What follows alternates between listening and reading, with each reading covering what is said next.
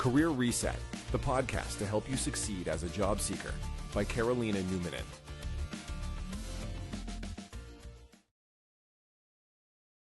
Hello everyone.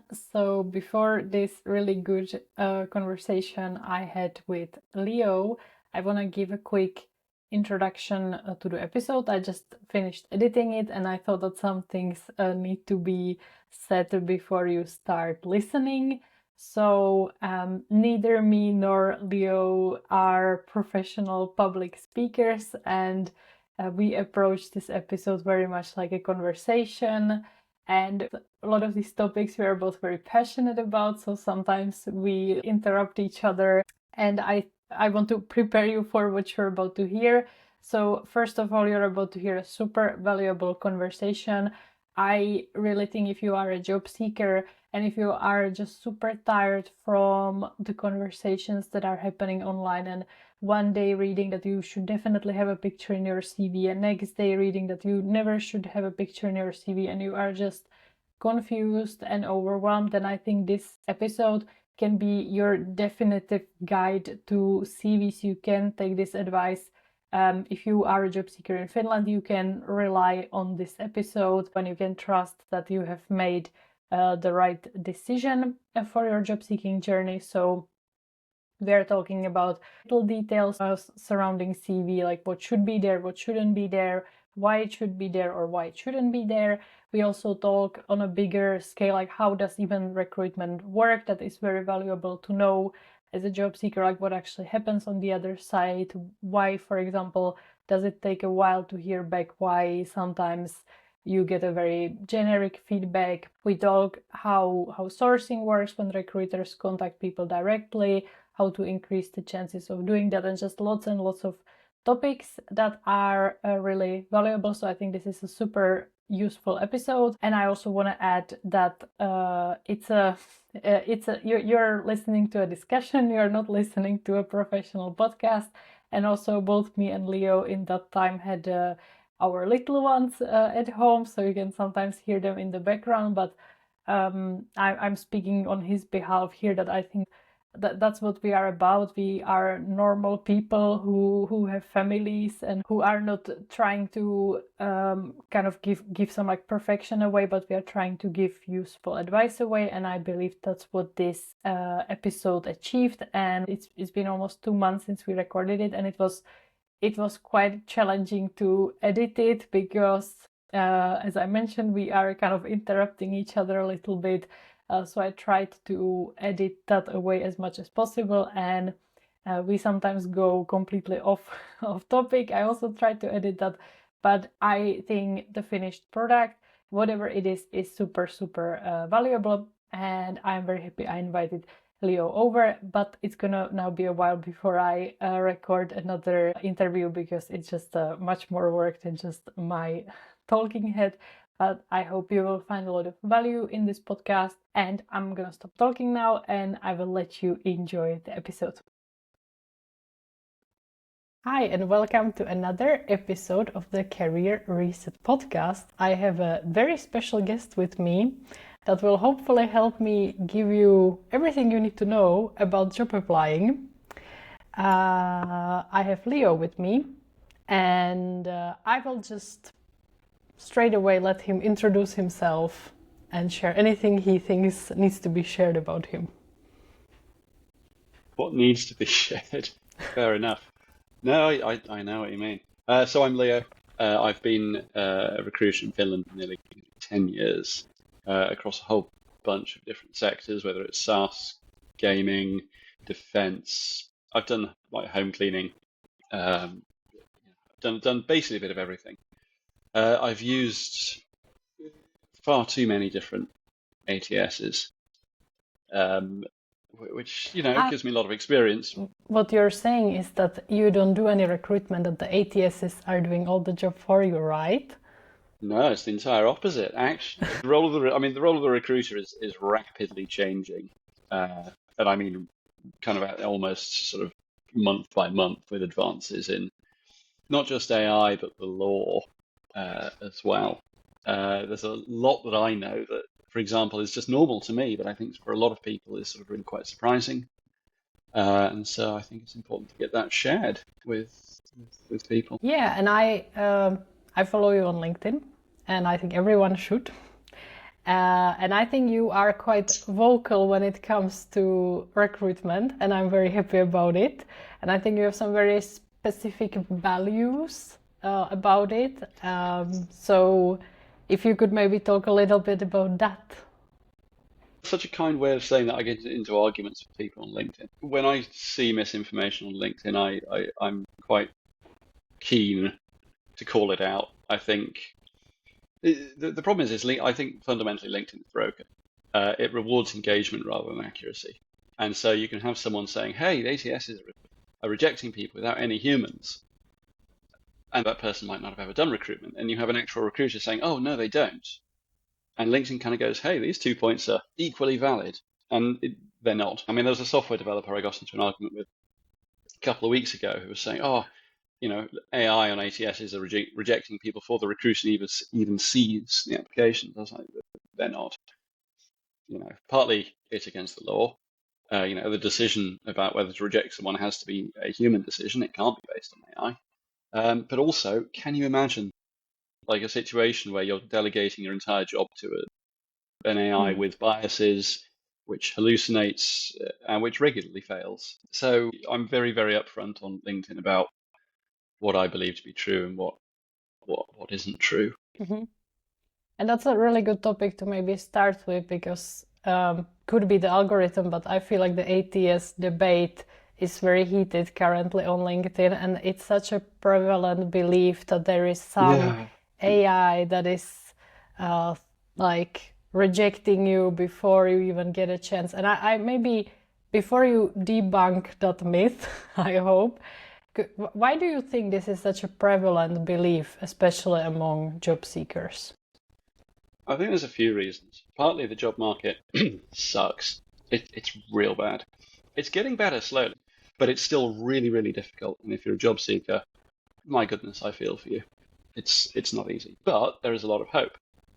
I think the reason the ATS gets brought up is partly because it's misunderstood. If you've never used the system, how do you know what's right and wrong, right? I think AI being thrown into all of this, like we know that AI is A, everywhere, and B, problematic. And when you have that combination of a misunderstood system and AI, which we still don't, fully understand, you have the sort of the perfect maelstrom of I can't find a job.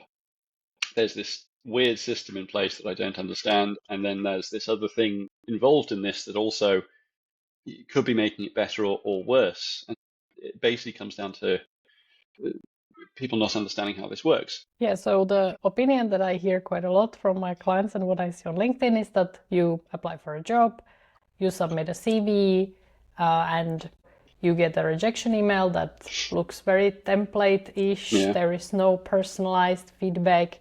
And so come to the conclusion that you were rejected by some system and that no human ever even saw your CV. Yeah. So what's the reality? So there's a few different parts of this. ATSs, recruiters will use things called knockout questions. Now these are questions on the application form. They're usually a binary, as in yes or no.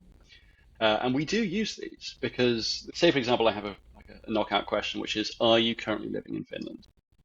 The reason I have that is that if you're not living in Finland for this role, we just can't consider you. And so if we didn't have that and your application got through, I'd be rejecting the application anyway. I think a lot of people aren't aware that these questions are knockouts. And so what happens is a human has set this up. This isn't the ATS magically deciding that this should be a question. It's not AI. This is literally a human having a question on the form and saying, if you select no to this question, please reject. That's not an ATS. That's literally a human making a decision on that. Now, what if that question is, what I've seen quite often is, how many years of experience do you have in this field? Do you have experience from one of the big 4 consulting companies? Yes or no? So what if it's not something that like so clearly would disqualify you from being able to actually do that job? I mean, in my experience, knockouts are binary. They're not how many years experience. It's yes or no. because it has to be something really quite definitive to make that automatic decision. But example, have you worked with Big Four? Have you do you know how many years experience you have? The reason they're there is because you're going to be rejected, regardless of what you answer, because the person's then going to look at your CV and say, well, you don't have this years of experience, so we can't, we can't, you can't even consider your profile going forwards. I also want to talk a bit about the rejection template, because I know a lot of job seekers get quite annoyed about sort of generic rejection emails. They want sort of feedback on their application. Yeah. That would be amazing. In a perfect world, I'd love to give everyone feedback and explain why we didn't move forwards. The problem is, recruiters aren't working on just one role at a time. We might be working on 5, 10, 15. At one point this year, I was working on 25 different roles at a time. I then have 250 people I have to manually write feedback for, which means I won't have any time to do the rest of my role, to do sourcing, to do interviewing, to manage the process, to argue with hiring managers about why we're not moving forward with someone who's really actually well qualified, all that sort of stuff. And so what we default to is saying, well, we'll reject you. And I think in a lot of emails, they do say, if you want feedback, reach out. And people have reached out and said, hey, why didn't you move forward with me? Like, I've got all this experience. And I'm, if someone reaches out to me, I'm happy to say, hey, actually, like, these are the reasons. Yeah. Because it's a much lower amount of time it takes. And it sucks because, if you spent the time applying for a role, you absolutely should be getting feedback. But for some roles, it's quite easy because we can say, well, actually, we need this very oddly specific experience. I also want to quickly talk about like the AI in the ATS, because like a lot of ATSs are using AI. A lot of them will rank CVs. They'll try and give like a percentage match of the CV to the job description. Number of stars I've seen. Yeah. Yeah. I ignore these in my work. There's no correlation. It's not even a negative or a positive correlation. There's literally no correlation between the people we move forwards with or hire and the rating the ATS gives. Because, for example, we have people who have worked at a specific company who are using a very specific stack or a very specific method. And I happen to know that fits perfectly with the job. AI's got absolutely no idea about that. And so it will say, oh, this is a really badly qualified candidate. And I'll say, actually, this candidate's perfect. And the hiring manager will agree with me. So I personally ignore all this. But ATSs will rank. Sometimes they'll put candidates into buckets. And there's no rejection here yet. But now, if as a recruiter you choose to blindly trust the AI and just reject based on that, that's still a human making a decision saying, hey, I don't think that CV is worth looking at based on a recommendation from AI. But that's not AI rejecting you, that's a human making that choice. I think if you're doing that as a recruiter, you probably shouldn't be a recruiter. If someone sends you an application, it's your job to read it. But I think that's the reality for some jobs, some roles. And it sucks. It does, but it's not AI rejecting you.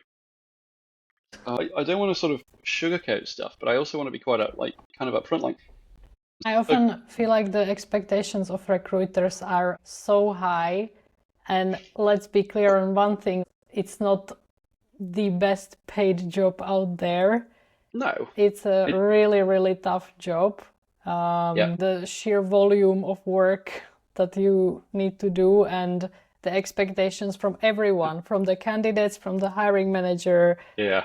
It's really crazy. So even the best recruiters out there who really put their heart into it, and if you get 300 applications for a job, which is not even that uncommon, at the end of the day you're going to have 299 disappointed people and maybe one hired person.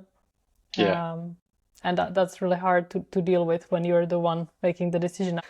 I want to just challenge you a little bit on that, because there's Go ahead, yes. There's a little more nuance to it than just the recruiters making a decision. Recruiters aren't the decision makers in a recruitment process. The hiring manager is the ultimate person who says who gets hired.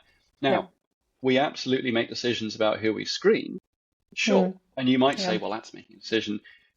And if it sounds like it's splitting hairs, I think that's fair. But I also think the systems and processes are getting complex enough that we do kind of need to split hairs a bit at the moment, because that's kind of the difference. Yeah. But back to my point, hiring managers are the ultimate decision makers. And so if I reject someone, a hiring manager comes to me and says, hey, you need to screen this person, you've actually missed this thing on their CV, I'm going to screen them. Yep. Because it's their decision, it's their team, it's their hire, it's their budget at the end of the day. Yes, we make decisions about who to screen, and we do a lot of advising with hiring managers. Not everyone is even aware what screening means. So can you explain that a little bit? Screening can mean a lot of different things. At the end of the day, a screening is basically me talking to a candidate to get the information that I need, so I can go to my hiring manager and say, hey, I talked with this person. I recommend you move forwards. I don't like rejecting people. I want to bring candidates into the process. In a perfect world, I want to present my hiring manager with almost too many candidates, or rather, enough that they have a good selection. So in the most simplest terms, screening is like the very first round of interviews. Yeah, basically, yeah, it's the first one. Yeah. And maybe also a question which I get asked quite a lot: who actually is a hiring manager? What does that mean? So a hiring manager is really anyone in a company who can make a decision to employ someone. They're usually a team lead, at least. Yep. They might be a head or a director of the department. They might be the CEO. But basically, it's someone who can make a decision. Yeah, and commonly the hiring manager will then be the boss of the person that is hired. Like they will work quite closely with the person. Usually, I have had some situations where, for example, the hiring manager has been like a VP, and the person has been hired to their lower manager's team. When it works, the manager and the VP are talking and there's no disagreement. I have also had situations where the hiring manager is really pushing someone for person A, and the actual person who's going to be managing them is pushing for person B, and that's different. Yeah. So a recruiter, that is a formal job title, but a hiring manager, that is just like a name that is assigned to that person for a specific recruitment project. But they have other job on. I mean, they have a full other job, and like they may have never done a recruitment before. Like this might be their first time. So when job seekers are thinking how they should create their CV so that it's appealing to ATS, that is not the goal they should be after. They should try to create CVs that are appealing to humans. Yeah, that would be my recommendation.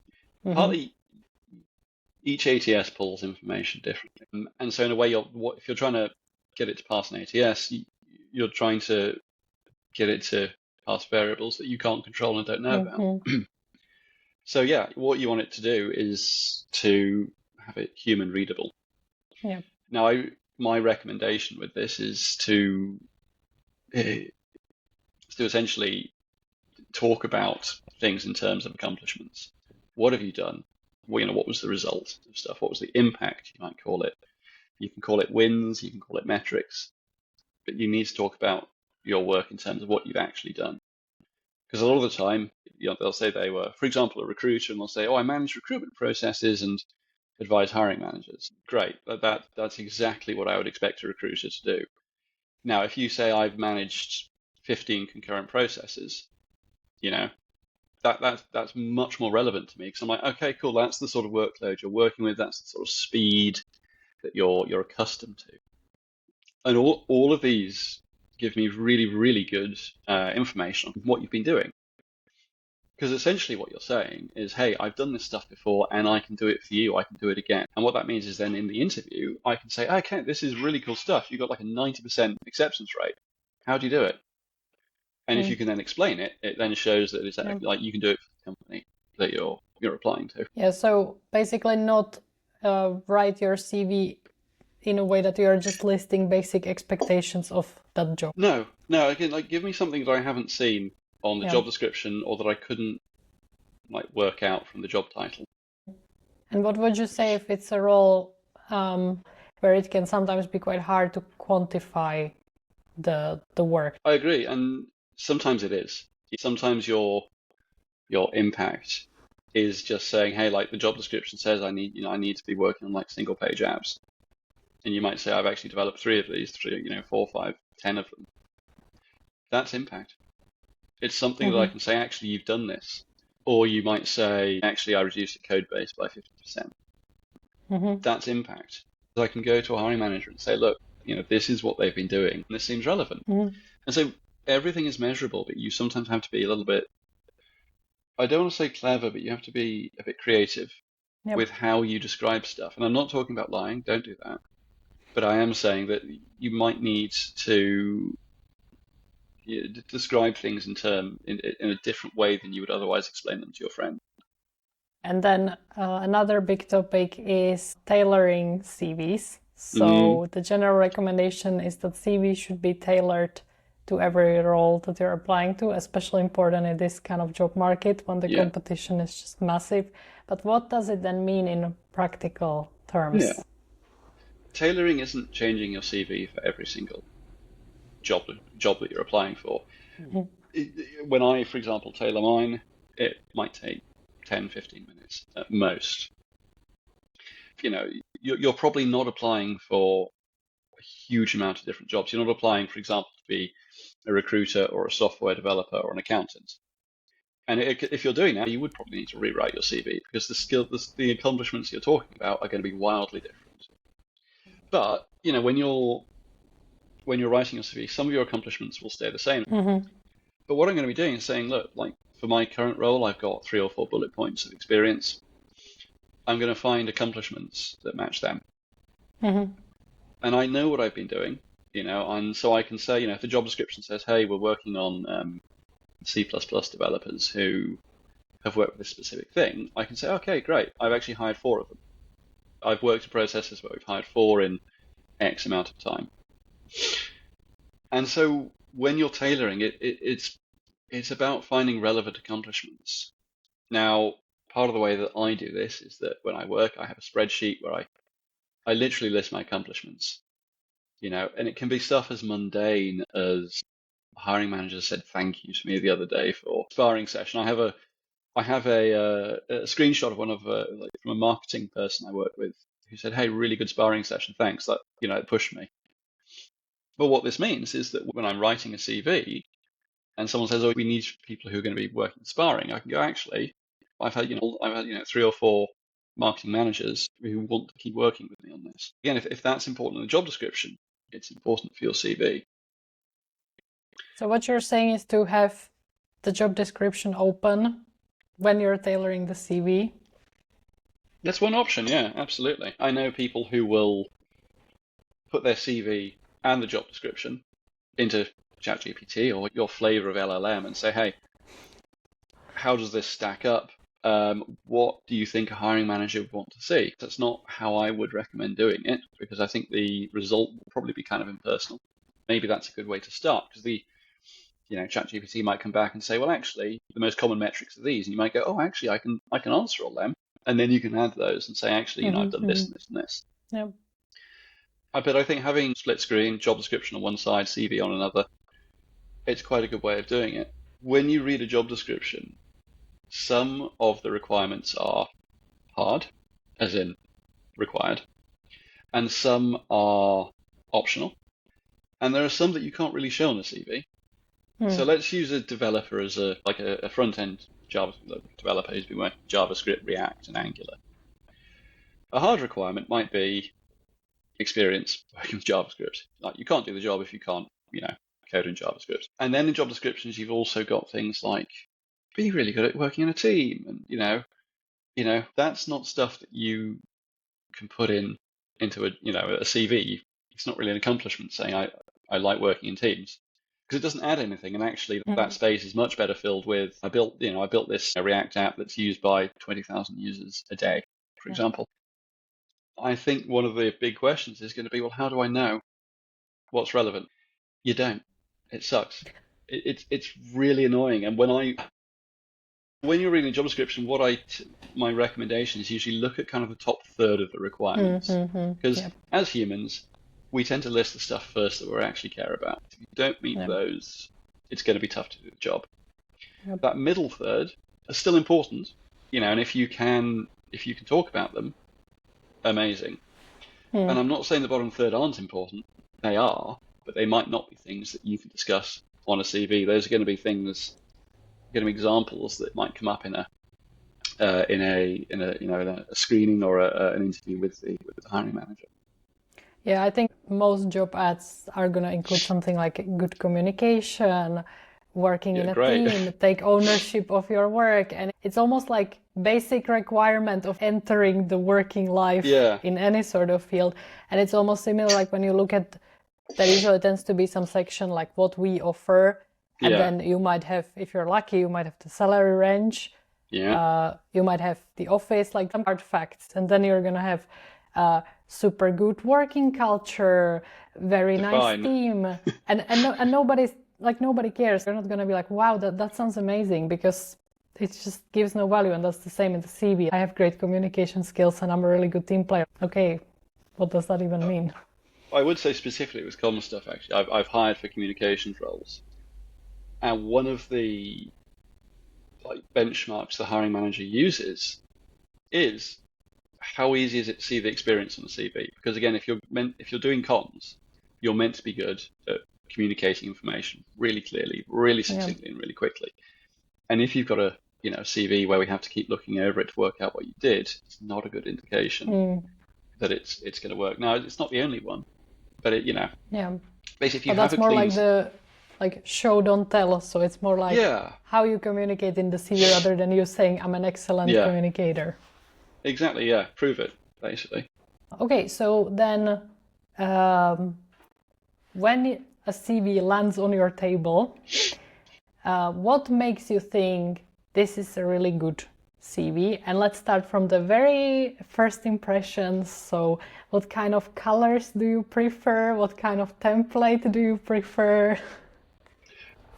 In a way, you probably know where I'm going with this question. I mean, ask 10 different recruiters and you'll get 11 different answers. I guarantee you, because someone will say, well, actually, it depends. And I'm probably that person, because I'm going to give that 12th answer and say, personally, I don't care what a CV looks like. You can have a 2-column, 3-column, no columns. What I care about is from that CV, can I see easily the experience that you have that matches, that is relevant to the job description? Not matches, is relevant. Basically, as long as I can read it, if you have a white background and yellow text, that's going to be tough for me. I will find a way to read it, because that's what I do. I read absolutely everything I get sent. But black and white is great. So it makes no difference to your decision whether it's a very pretty template, whether it's very visual. All I care about is, can I see the information? Now, there's another aspect to this that still happens. I was in a job interview once, and at a very high-tech company in Finland, and I had an interview with the CEO, and he walked in and he printed out my CV, and he circled things on it, and I wasn't quite expecting this. And he looked at me, and as a joke, he said this uses a lot of toner. But I think you also need to remember that sometimes that CV is going to be printed out. And if you're sitting across from someone who's interviewing you with your CV, you do need to feel confident in that document. You need to sort of be able to look at it and be like, yeah, that's my CV. I stand by everything. Because it's going to make you more confident, and it will likely give a better impression to whoever it is who's reading it. Yeah, I'm really happy you're bringing that up, because so often clients tell me like, oh, I don't even want to show you my CV. It's so cringe. It's all hyped up, but you have to do that nowadays to stand out in the job market. So it's a really good way to also think that you feel like it like genuinely represents who you are and what you want to share about yourself. I put my CV together on Google Slides, just one page. But what it means is that I've got 4 text boxes. I can edit it, download a copy, edit it, download another copy with that. To me, that's the easiest way to do it. And then let's do a bit of a quick fire question and try to answer in as few words as possible. Most common questions. So how many pages should a CV have? 2, 1. We can get back to it. Should it be a PDF or a Word document? PDF preferably, but it doesn't really matter. Should you have like an intro paragraph there? It helps. Should you have your picture there? If it makes you feel happier. You ask really short answers, so like. Yeah. There's a lot more to this than that, but yeah. Yeah, I can imagine you could give a lot of caveats to all of these. A lot. And you'll have a chance to do that, but because many people, they're craving some simple answer. Yeah. Because if you're really struggling, like you're sending CVs left, right, and center, and you never hear back, and you really try to make the CV better, but the answer you get to any question is, well, it sort of depends. Yeah. Then you're like, okay, well, what do I? And the thing is that, like, whether or not you have a picture in your CV, it in the end doesn't matter that much. I understand the desire to have some super simple answers and to like that will make all the difference. That you delete the picture and suddenly the interview invites start coming in is probably not gonna happen. I mean, you hear horror stories of people who change their name on their CV and suddenly they get invited because, racism. Yeah. And that's why I'm really happy that I know you and many other not Finnish-born recruiters in Finland, and I have a really big trust that this is one way we're gonna move out of that situation. That at least for me, well, I didn't used to apply for jobs under this surname that I have now. I had a surname that was much harder to pronounce, and I still got the interview invites. But at least from my recruiter experience, I can say very honestly that was never what your name was, what your picture was, what your nationality was. I couldn't care less about that. No, me neither. I'm thinking if there is any other. Well, we could then talk also more in detail about cover letter, but just a quick yes or no cover letter. What do you mean yes or no? As in, if someone asks for a cover letter, submit one. If it's not mandatory in the application process. This is a tough one for me because basically I don't like cover letters. There's a lot of context here. I've never had a cover letter in my experience that has made me change my mind about a CV. It's given me some more things to talk about, but it's never made me say, oh, actually, I should talk with them based on the cover letter. And so if someone sends me one, of course I'm going to read it. It's my job. I read everything I'm given. But to my mind, if I see your CV and I say, yes, I want to talk, I have a very specific set of questions for that role that I'm going to be asking on my screening call. There's information that I kind of have to know. You know, if someone submits a cover letter, I'll read it, but it might not add any value to me.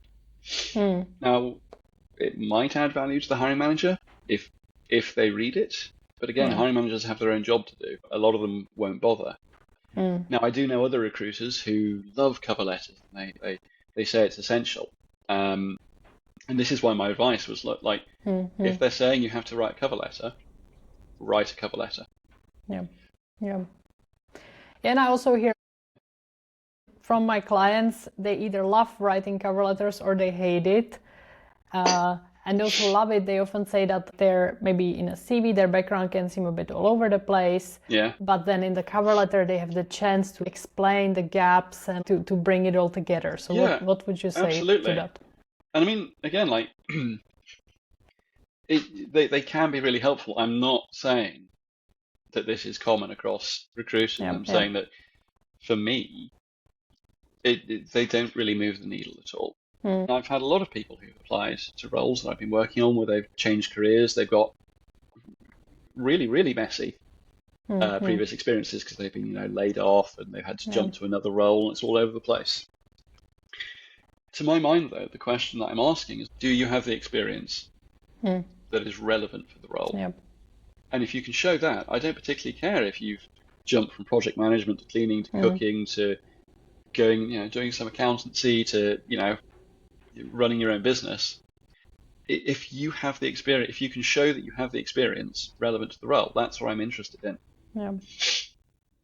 But then maybe it's better to address that directly in the CV rather than having a CV that is all over the place and then trying to bring that all together in the cover letter. And so in that CV, when you're talking about your experience, you're going to be talking about your experience in terms of job description. So for example, if you're a project manager who was moving into becoming an accountant,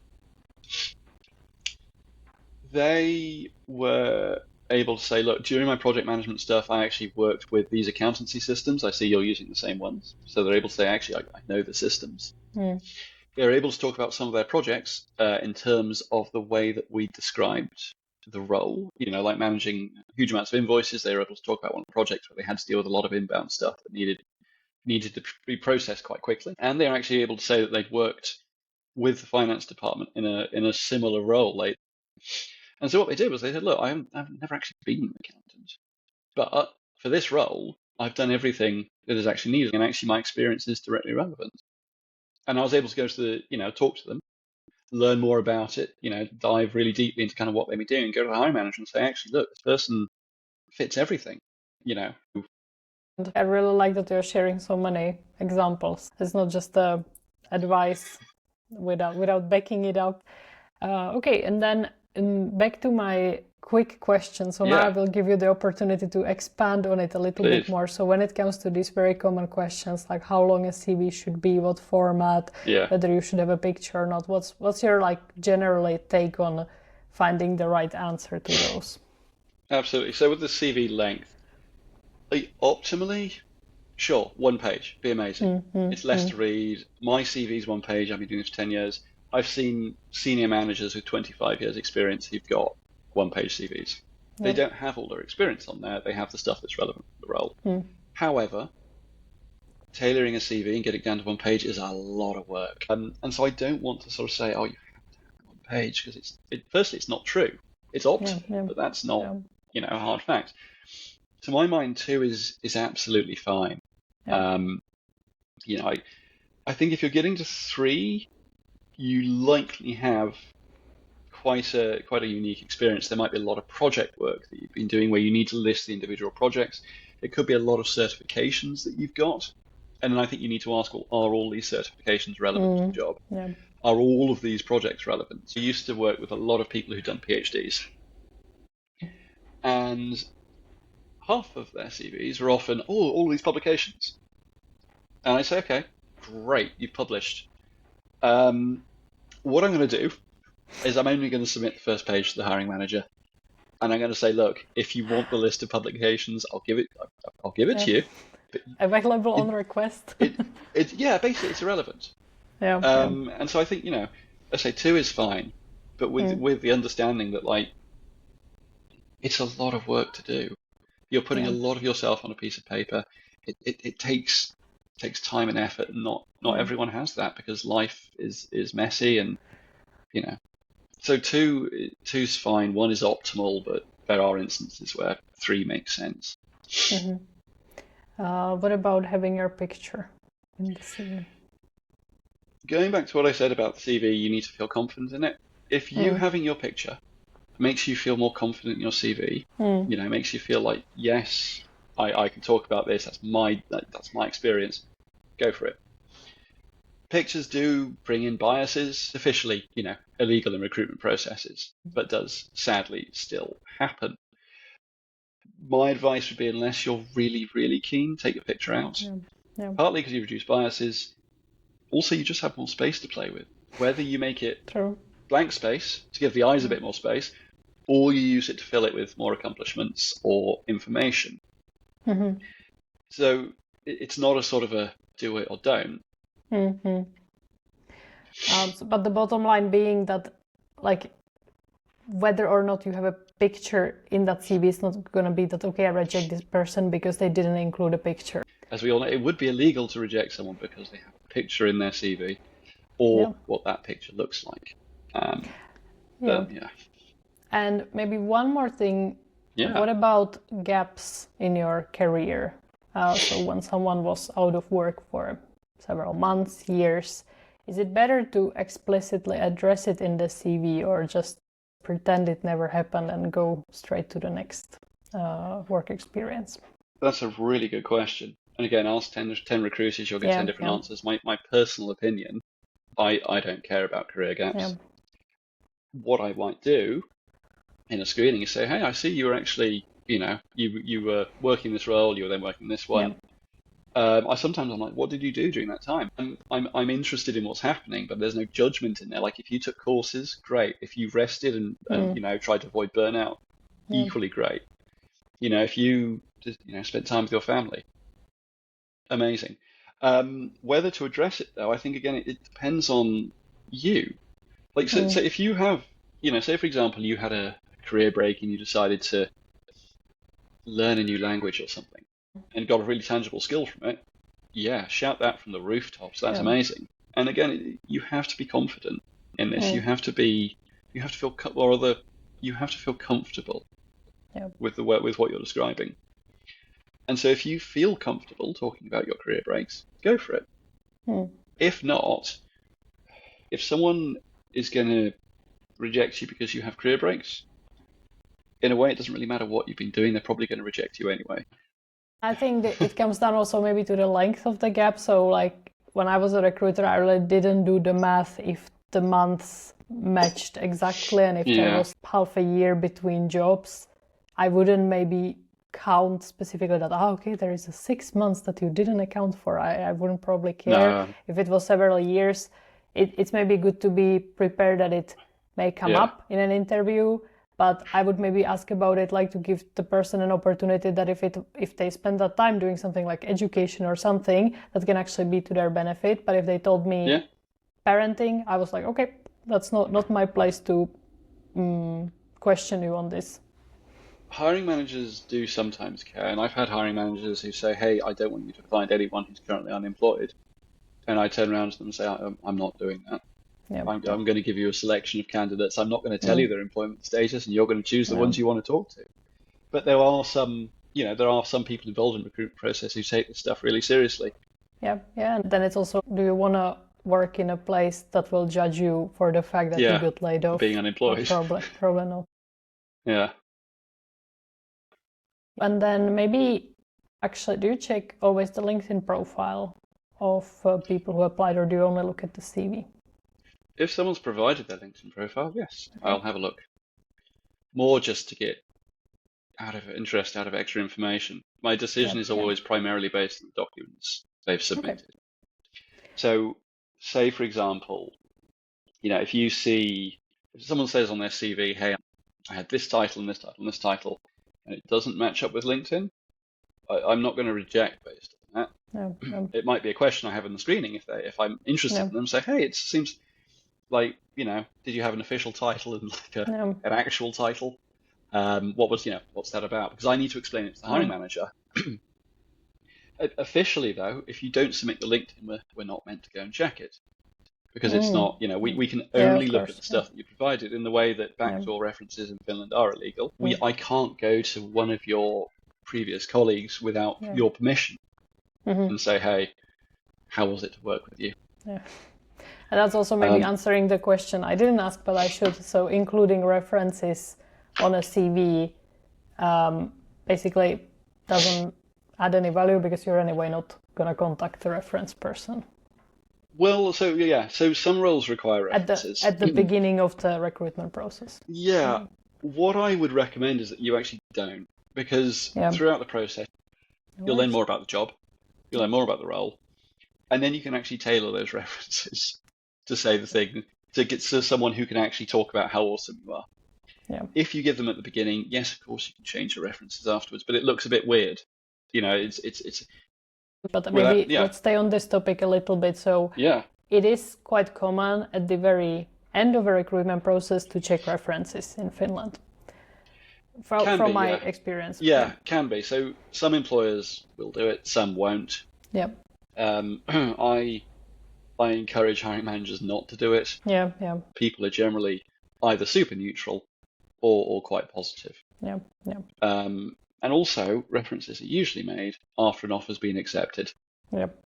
And my question for a hiring manager is, okay, say, for example, something bad comes up with this reference. Are you going to pull the offer? Yeah. No? Okay, then are you going to read the reference that I give you? No, but it is common. Yeah. And you do often need to provide someone who can talk about what you've been doing. There are some roles where the offer is contingent on getting the references. When I worked in cyber, we would say, look, we have to have 2 references for our auditing process. If we don't get that, we will pull the offer, and that will be the reason for it. So if someone's asking for them, take it seriously. But I wouldn't provide them initially. I'd provide them when asked. Yeah. And there are like 2 common issues that I address regarding references. Well, first one, obviously, you want to leave your current job.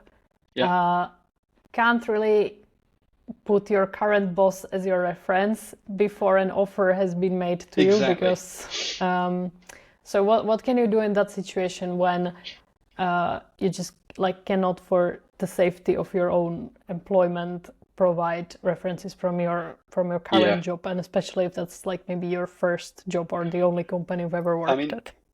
I think if you're applying for a role and they're asking you for current employee references before you've accepted an offer, I think that says a lot about the company. That would be a massive that'd be a huge red flag for me. Huge.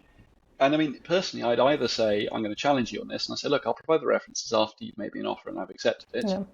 Or I'd say, actually, I'm not doing that. You can have references from other people. They can also talk just as well about my experience.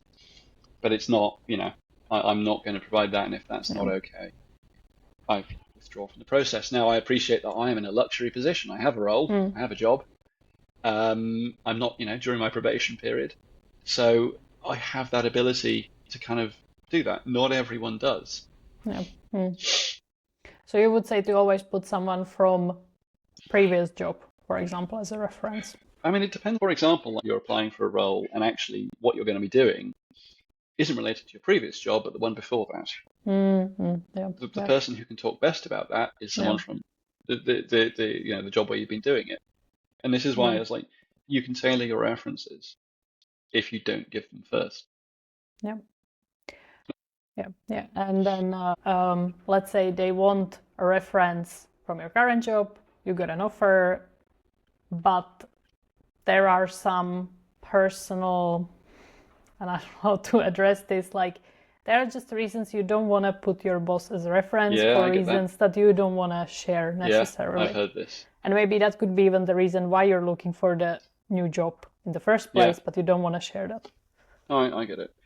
I mean, in those situations, I would kind of, in a way, talk back a bit and say, look, the references I'm going to give you are the people who can actually talk about what I've been doing. For example, you might say, one of my colleagues, I've worked together on this project. They can speak far better. They saw me hands-on on this project. They can actually talk about this. My boss, sure, he can talk to you about, that, but he's not going to be able to give you the information that you say you need. And again, at the end of the day, it might be that you just have to give your boss. Some people are really inflexible and it sucks. But it's worth, I think, trying to make a case for the references that you give being relevant. So you can turn around and say, look, okay, what sort of information will you be collecting? Not because I'm worried about it, but because I want to find people who can actually tell you what you want to know. I want to be respectful of your time here as well. And when you do that, when you reach out to the references, like, is that conversation like that is really in depth, or is it just more of a short check? Depends what is required. I've had some references where the company has said, like, we literally just need to know whether they would work with this person again. And that's really short. I mean, I've done that via email sometimes. If that's the case, I've reached out and said, look, I can do a call, but if you can answer via email, perfect. And there are some where they've said, oh, we want to know, stories and that sort of stuff. Strengths. Weaknesses. It really depends on what someone feels like and what they want. I even done a reference call once where the only point was that the reference person was supposed to confirm that this candidate actually worked in that job in those dates that they listed on the CV. So very, very useful call for all parties involved. I mean, that's just a message to the people team. Okay, and then maybe the final topic I want to talk about, and you mentioned this, is sourcing. What what does that mean? What does that strange word even mean? Sourcing is essentially when a recruiter goes onto the internet to find people who would be qualified for the role that they're working on. Why would the company want to go that path instead of publishing an open job and inviting So often candidates? they're done concurrently. In a perfect world, the job gets published, and if you're not getting the applications in, relevant applications, then you might go and jump to sourcing. Now, some companies will, for various reasons, let's say, go straight to sourcing, either without publishing a job. There are some actually good reasons for this. In my current role, for example, there are certain roles that are that have a confidentiality or a commercial reason why we cannot publish the job. These are not sort of common roles. They are exceptionally niche. But sadly, there is a feeling, I think, at a lot of companies that the people you want won't be applying. You might have a hiring manager saying, "Oh, I only want someone who's worked at, like Supercell. I want a brand name." And then you kind of have to go and source because these people are probably not applying. And that's also something I hear varying opinions on LinkedIn, usually from people who don't really know the reality. But does that happen often, that the hiring manager tells you to directly contact people to source, or is it 50-50? There's two parts to that. Some hiring managers will know people and they'll say, "Hey, I can't reach out to them, but you can." So sometimes I'll reach out to people and say, "Hey, would you be interested in this?" Some hiring managers will say, like, "We need to build a pipeline really, really quickly. It's a high priority role, whatever." Yeah. And so sometimes we do need to bring people into the process really quite fast. Yeah. My preference is that we keep the job open a week first and see who we get, and then if needed, do sourcing. But it's not always possible. Mm-hmm. And for many job seekers, this is the dream. Like, you don't have to do anything, and the recruiter slides into your DMs and invites you for an interview. That's what everybody wants. Everybody who contacts me, right? That's what they want. So what can they do for this to happen? How can they increase the likelihood of getting sourced? In a way, exactly the same way as tailoring a CV, getting your accomplishments, getting keywords into your LinkedIn profile. So basically just getting the information online in a place where it can be found. In a way, it's as simple as that. And when you mention keywords, like how can I know what are the right keywords to put into my profile? Essentially, it's what you've been doing. I mean, if you've been working with a specific, for example, programming language, talking about that in your job description. I am a JavaScript developer. I work with React. I use TypeScript. Because when we source, what we're looking for are keywords, and the way that we do it will bring up all the profiles that match those keywords that contain them. And then there is the more times the keyword is mentioned in the profile, the higher it will be ranked. Yeah, often there's a correlation. Yeah. And is it realistic for, let's say, people who are more junior or who don't work in a tech field to get contacted directly by a recruiter? It's less likely. It happens. But it's less likely. And I don't necessarily know if it's tech or non-tech. It's usually where a role has specific requirements. I mean, I've sourced for an office manager before, for example. Okay. And that not to say that that's an easy job or a junior role. It's a really important job and it's really difficult. But we had some odd experiences that we needed them to have. For example, we needed them to work with like clean rooms. We needed them to work with secure locations, that sort of stuff. Okay. So if there is anyone who has like very specific experience, that would be something good to include in the profile, for example, to increase the likelihood. Yeah. So, and I feel like most people go to the path to talk about the most like generic, widely applicable skills, and that's not maybe the way if that's your goal. It's not the way to get found via sourcing, no. Yeah. No, nobody's gonna put team player into their keywords when sourcing. I hope not. I really hope not. That would be, you would get like 100 million profiles, and that would take a while to go through. Yeah. Okay. Well, is there anything that I haven't asked you that you still want to share to maybe give hope or give advice to the job seekers out there who are listening to this. And I think the vast majority of recruiters want to hire. We want to bring people on. We want to give feedback. Yeah. We want to help people understand why they are or aren't moving forward in the process. The problem we have is literally time. Yeah. And I think if you reach out to us, we are often able to help a bit. We might not be able to tell you exactly why, but we might be able to point you in the right direction. I think as well, like the market is slowly improving, I want to say. Yeah. My reasoning for this is that the amount of recruiter roles are slowly increasing. And when a company's hiring a recruiter, it's usually a fairly good sign that they're thinking long term. They're thinking about growth long term specifically. Yep. One way that I know a lot of people will look for roles is to find companies that have recently gotten funding. So you go to Crunchbase, various sites that aggregate all this stuff. Find the companies in your area that have recently gotten funding and reach out to them because they've got money. They probably have a plan, but there's likely more opportunity there than a company, for example, that's just done layoffs.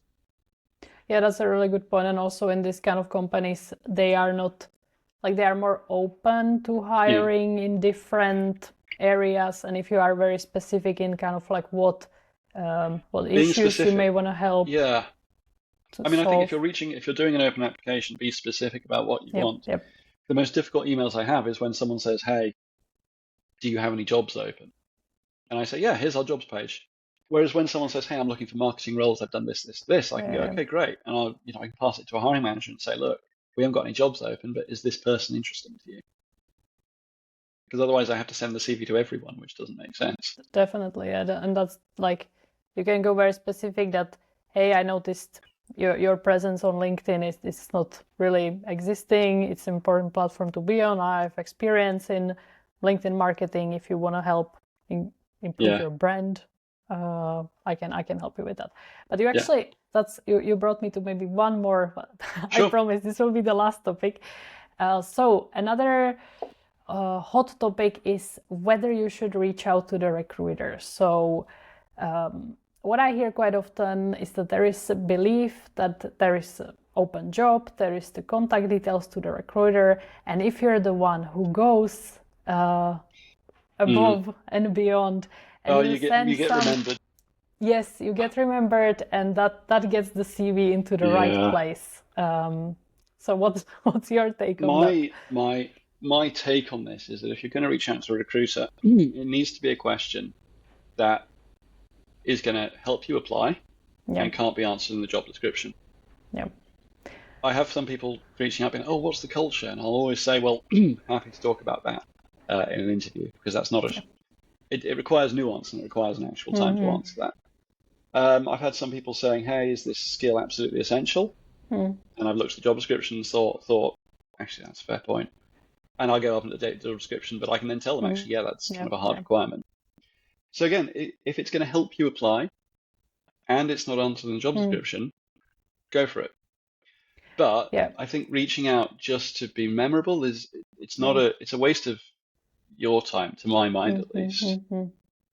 So you're going to answer that question if someone asks you, but you're not then going to go through the CV and be like, this person, they asked the question, so straight to the interview.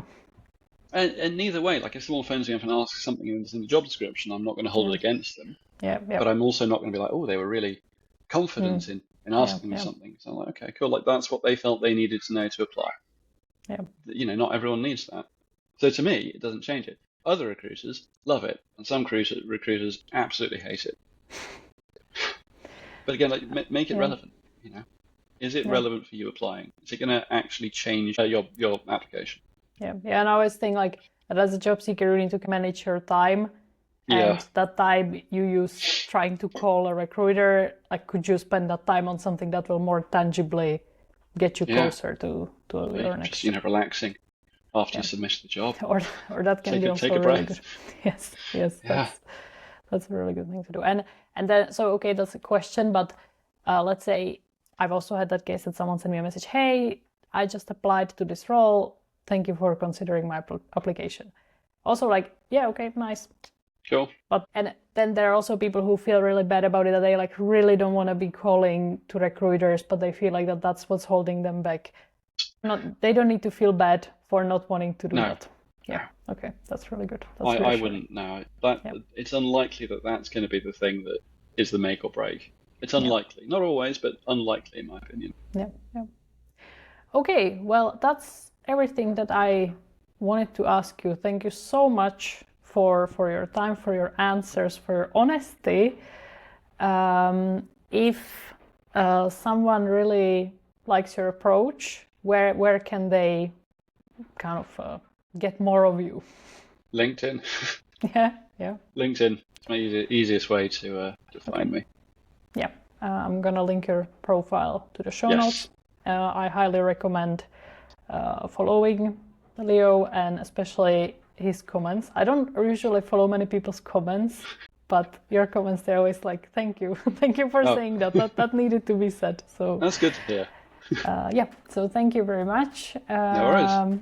I hope everyone enjoyed this episode. Maybe let me know if you would like a future episode with Leo. I'm more than happy to invite him over again. And thank you for listening, and we'll see you in the next episode.